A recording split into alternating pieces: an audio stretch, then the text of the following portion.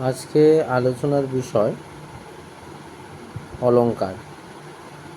অলংকার হলো বাক্যে ব্যবহৃত সৌন্দর্যের অস্ত্র, তাই হলো অলংকার। অর্থাৎ অলংকার হচ্ছে বাক্যের ভূষণ। এই অলংকারকে জানতে হলে আমাদের তার অলংকারের ভাগগুলোকে আমাদের জানতে হবে। অলংকারের কতগুলি ভাগ রয়েছে, তার মধ্যে প্রধান দুটি ভাগ হলো শব্দালংকার আর অর্থালংকার। শব্দালংকার এবং অর্থালংকার, অর্থাৎ শব্দের ভিত্তিতে যে অলংকার তাই হলো শব্দালংকার, এবং অর্থের ভিত্তিতে যা অলংকার তাই হলো অর্থালংকার। শব্দালংকারের বেশ কতগুলো ভাগ রয়েছে এবং তার মধ্যেও কিছু ভাগ রয়েছে।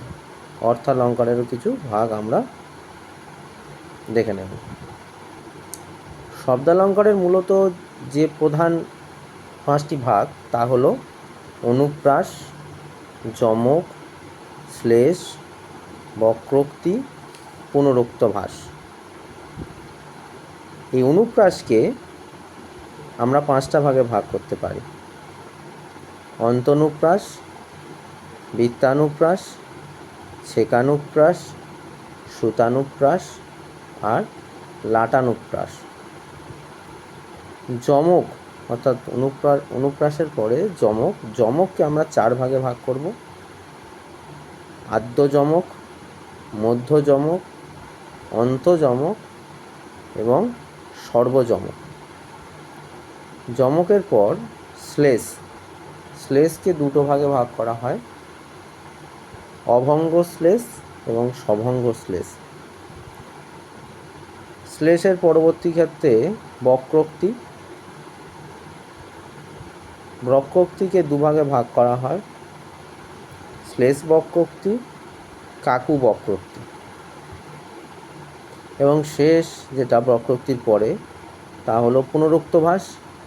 পুনরুক্তভাস অলংকারের কোনো ভাগ আমরা এখনো পর্যন্ত পাইনি।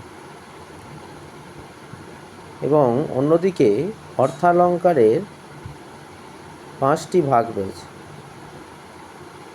সাদৃশ্যমূলক, বিরোধমূলক, গুণাত্ম প্রতীকীমূলক, শৃঙ্খলামূলক এবং ন্যায়মূলক।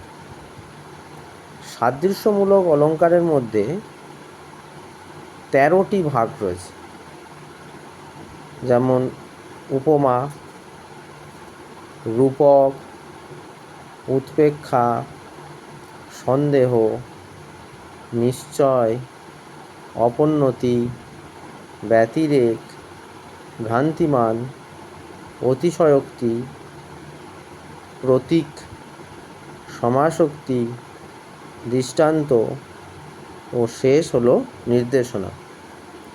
এরপরে বিরোধমূলক অলংকারের ভাগের মধ্যে 5টি ভাগ আমরা দেখতে পাই। তা হলো বিরোধাভাস, বিষম, অসঙ্গতি, বিভাবনা ও বিষয়োক্তি। এর পরবর্তী ক্ষেত্রে গুণাত্ম প্রতীকীমূলক, এর মধ্যে 5টি ভাগ রয়েছে: ব্যজস্তুতি, অপ্রস্তুত প্রশংসা, অর্থান্তন্যাস, স্বভাবোক্তি এবং আক্ষেপ। এটি হলো গুণাত্ম প্রতীকীমূলকে 5টি ভাগ।